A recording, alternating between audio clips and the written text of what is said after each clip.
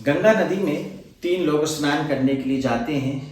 नदी उफान पर थी, बैरिकेड लगा हुआ था। बैरिकेड एक रस्सी लगा दी जाती है और बोला जाता है कि उस रस्सी की तरफ ना जाएं क्योंकि उस तरफ बहाव बहुत तेज है। अगर आप उस तरफ जाएंगे तो आपको खतरा हो सकता है। तीनों दोस्त वहाँ जाते हैं और एक दोस्त का वहाँ पैर फिसलने लगता है और वो गंगा जी के पानी में डूबने लगता है। सब लोग बोलते हैं कि बचाओ बचाओ, पर जो वहाँ बचाने वाला खड़ा होता है वो 10,000 रुपये की मांग करता है। पैसे नहीं थे तो गोताखोर बोलता है कि पास की दुकान पर ऑनलाइन कर दो, जब ऑनलाइन पैसे आ जाएंगे तो मैं उस व्यक्ति को बचा लूँगा, तुम्हारे दोस्त को बचा लूँगा, तुम चिंता मत करो। जब तक स्कैन किया जाता है, पैसे भेजे जाते हैं, वो मैसेज चेक करता है जब तक बहुत देर चुकी होती है। और जब तक उस व्यक्ति की सच्चाई पता चलती है कि वो कौन था, क्या था, कैसे आया, जब तक पूरे महल में, पूरे शहर, पूरी मीडिया में हड़कंप मच जाता है। नमस्कार, आदाब, सत श्री अकाल। आप देख रहे हैं प्रदीप स्टोरी, एक नई कहानी के साथ और एक सच्ची घटना जो आपको ये बताएगी कि मात्र 10,000 रुपये के लिए एक इतने बड़े अधिकारी की जान चली गई। 31 अगस्त 2024 को सुबह का समय होता है और तीन दोस्त प्रदीप तिवारी, योगेश और वर्धन सिंह जी हंसी मजाक कर रहे थे। वो गंगा नदी के पास पहुंचते हैं और नहाना चालू करते हैं। दो दोस्त रस्सी के उस तरफ होते हैं और जो डिप्टी डायरेक्टर होते हैं हमारे स्वास्थ्य विभाग के, जिनकी इसमें मौत हो गई, इनमें जान चली गई, वो कहते हैं कि लाइए मैं फ़ोटो खींचता हूँ। वो फ़ोटो खींचने के लिए जाते हैं, जिनका नाम आदित्य वर्धन सिंह होता है। अचानक उनका पैर फिसल जाता है और वो दोस्त की तरफ हाथ का इशारा करते हैं कि मैं डूब रहा हूँ, मुझे बचाओ। कुछ लोग पुल पे खड़े थे, कुछ लोग और भी नहा रहे थे और सब लोग चिल्ला-चुट करना शुरू कर देते हैं। जैसे ये बात उनके साथ गए दो दोस्त योगेश और प्रदीप सुनते हैं, वो बदहवास हो जाते हैं। पानी का बहाव बहुत तेज था। वो सोचते हैं कि पहले हम पानी में कूद कर अपने दोस्त को बचा लें, पर वो शायद हिम्मत न जुटा पाए, शायद उन्हें तैरना नहीं आता था, शायद वो स्थिति को देख के घबरा गए। इसके बारे में कहना अभी ठीक नहीं रहेगा, ये मुश्किल है। वो चिल्लाते हैं बचाओ बचाओ बचाओ। तभी वहाँ एक नाव वाला खड़ा होता है। नाव वाला कहता है कि साहब ये गोताखोर, ये बचा लेगा। गोताखोर कहता है कि मैं बचा तो लूँगा, पर मुझे 10,000 रुपये चाहिए। दोनों दोस्तों के पास 10,000 रुपये नगद उस समय नहीं थे और आज की डिजिटल दुनिया है, हम भी अपने पास पैसे नगद नहीं रखते हैं क्योंकि पैसे नगद रखने में थोड़ी सी अड़चन होती है। तो वो कहते हैं कि हमारे पास पैसे नगद तो नहीं है, ऑनलाइन है। तो गोताखोर कहता है कि पास में ये दुकान है जो संजय कश्यप की होती है, वो उस पर बोलते हैं कि ऑनलाइन कर दो। दोनों दोस्त दुकान पे जाते हैं, ऑनलाइन 10,000 रुपये करते हैं। जब तक गोताखोर के पास 10,000 रुपये आते हैं, जब तक स्वास्थ्य विभाग में कार्यरत डिप्टी डायरेक्टर आदित्य वर्धन सिंह बहुत दूर जा चुके होते हैं। अब ये खबर जंगल में आग की तरह फैल जाती है। पुलिस अधिकारी, फोर्स, मीडिया सब वहाँ पर पहुँच जाती है। फोर्स को देखकर आसपास के लोग सोचते हैं कि शायद कोई बड़ा आदमी आ रहा है या कोई प्रोटोकॉल है, इसलिए इतनी पुलिस आई है। पर वहाँ के लोगों को ये नहीं पता था कि जिसके साथ ही दुर्घटना हुई है, जो पानी में बहकर बहुत दूर चला गया है, वो खुद ही अपने आप में एक बड़ा आदमी है। बनारस के स्वास्थ्य विभाग में डिप्टी डायरेक्टर के पद पर वो कार्यरत थे, जिनकी पत्नी जज थी, भाई IAS था और उनके दोस्त के पास 10,000 रुपये कैश नहीं थे। साथ ही लोग गुस्से में थे। अब आप सोचेंगे कि ये सब मामला था तो था क्या, तो आप इस पूरे मामले को समझ लीजिए। उन्नाव के स्वास्थ्य विभाग में कार्य करने वाले डिप्टी डायरेक्टर आदित्य वर्धन सिंह अपने दोस्त प्रदीप तिवारी और योगेश के साथ गंगा स्नान के लिए जाते हैं। उनकी पत्नी श्रीमती शैलजा मिश्रा महाराष्ट्र में जज हैं, चचेरे भाई अनुपम सिंह बिहार में सीनियर IAS हैं और मुख्यमंत्री नीतीश कुमार के सचिव हैं।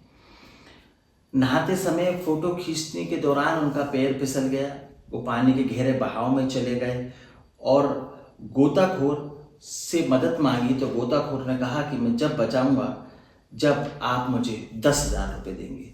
दोनों दोस्तों के पास नगद 10,000 रुपये नहीं थे। वो पास में एक दुकान थी संजय कश्यप की, उस पर जाते हैं, ऑनलाइन पेमेंट करते हैं। जब तक गोताखोर के पास पैसा आता है और ऑनलाइन पेमेंट रिसीविंग का मैसेज आता है, जब तक बहुत देर हो चुकी होती है। आदित्य वर्धन सिंह पानी के बहाव में बहकर काफी दूर निकल चुके होते हैं।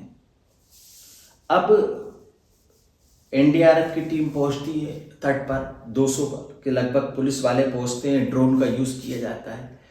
एक दिन खोजबीन की जाती है, 2 दिन खोजबीन की जाती है, 3 दिन खोजबीन की जाती है, पर पुलिस के पास कोई खबर नहीं मिलती है, उनका कोई पता नहीं चलता है। अब सवाल ये था, क्या इतने बड़े अधिकारी के पास 10,000 रुपये नहीं थे, या उनके दोस्तों के पास 10,000 रुपये नहीं थे? तो इसका जवाब ये है दोस्तों कि डिजिटल दुनिया है, फ़ोन पे, गूगल पे, पेटीएम का यूज़ हम लोग करते हैं, इसलिए हम नगद पैसे अपने पास नहीं रखते। और जब तक उन्होंने ऑनलाइन पेमेंट किया, जब तक रिसीविंग हुआ, लगभग इस पूरी प्रक्रिया में 30 से 50 सेकंड का समय लगता है, और 50 सेकंड में पानी का बहाव बहुत दूर था, जो आदित्य वर्धन सिंह को दूर बहा कर ले गई। अब गोताखोरों से पूछा, क्या तुमने पैसे मांगे थे? तो उन्होंने कहा, हाँ साहब, पैसे तो मांगे थे, पर इसलिए मांगे थे कि नाव में डीजल नहीं था, इंजन में डीजल डालना था, इसलिए मांगे। अब गोताखोरों से पूछताछ कर कर पुलिस उनको छोड़ देती है। अब 31 अगस्त 2024 को जब सभी वहाँ पहुँचे तो सितंबर का दिन आ गया। घटना अगस्त की थी। 1 सितंबर हुआ, 2 सितंबर हुआ, 3 सितंबर हुआ, ऐसे करते करते 8 सितंबर का दिन आ गया। और 8 सितंबर को खबर आती है कि घटनास्थल से 40 किलोमीटर दूर बैराज डैम के गेट नंबर 1 पर एक व्यक्ति की शव को देखा गया है। पुलिस आनन फानन में वहाँ पहुँचती है और कपड़ों से पहचान करती है, तो पाया जाता है कि वही अधिकारी हैं जो कि पानी में बह गए थे, जिनकी पत्नी जज है, भाई IAS है, और ऑनलाइन पेमेंट ना देने के कारण, नगद पैसे ना होने के कारण शायद वो आज इस दुनिया में नहीं है। यदि नगद पैसे होते या शायद ऑनलाइन पेमेंट समय पे हो गया होता तो शायद आज वो जिंदा होते। अब होनी को कौन टाल सकता है? जो भाग्य में लिखा है वो होकर रहेगा। शायद भाग्य में यही लिखा था, शायद ऑनलाइन पेमेंट जल्दी हो जाता तो वो जीवित होते, शायद गोताखोर पैसे ना मांगता तो जीवित होते। अब होनी को कौन रोक सकता है? अति उत्साह था, पानी का बहाव बहुत तेज था, और कहा जाता है कि गंगा जी का जो बहाव है वो इतना तेज होता है कि पलक झपकते ही आदमी एक स्थान से दूसरे स्थान तक बह जाता है, इसलिए वहाँ को सावधानी बरतनी पड़ती है। आप भी जब पानी के पास जाएं तो सावधान रहें, सुरक्षित रहें। पानी का बहाव बहुत तेज होता है, ऊपर से समझ में नहीं आता है, वो कुछ ही समय में आपको बहा कर ले जाएगा। कोई अप्रिय घटना आपके साथ भी हो सकती है। और कभी कभी हमारा जो अति उत्साह होता है, पानी को देखकर हम उत्साहित हो जाते हैं, वो उत्साह बड़ी वारदात को अंजाम दे देता है। बहुत दुखद घटना है कि एक डिप्टी डायरेक्टर की इस हादसे में जान चली गई। आदित्य वर्धन सिंह जी इस दुनिया में नहीं रहे। मैं भगवान से प्रार्थना करता हूँ कि इनके आत्मा को शांति दें, उनके परिवार को इस दुख को सहन करने की क्षमता दें, शक्ति दें।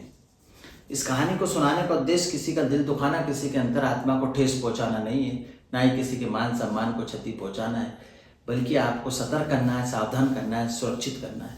सावधान रहें, सुरक्षित रहें, अपने और अपने परिवार का ध्यान रखें, और जब भी पानी या ऐसे स्थान पर जाएं लापरवाही ना बरतें, क्योंकि आपने इससे पहले अभी सुनी होगी घटना कि मुंबई में भी एक पूरा परिवार झरने में बह गया और देखते ही देखते 8 लोग पानी के गाल में समा गए।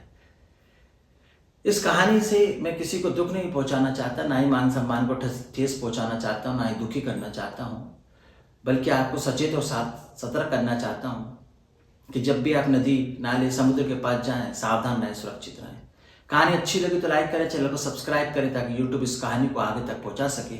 अगली कहानी में फिर मुलाकात होगी एक नई कहानी के साथ। तब तक के लिए जय हिंद, जय भारत।